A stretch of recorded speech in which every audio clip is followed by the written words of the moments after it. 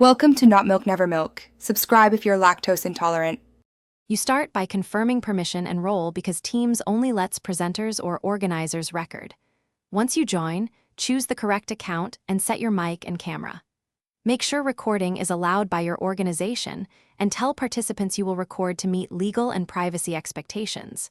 Then, from the meeting controls, open More Actions. That's the 3 dots. Click Start Recording and start transcription if you need captions. Doing this first prevents lost footage and ensures accurate meeting context for later review. Once recording is live, you control flow to keep the file usable. You can pause briefly during breaks and resume when content resumes so editing is minimal. Make sure to explain pauses to participants. Spotlight the active speaker or pin content to focus the recording on what's important and mute noisy lines.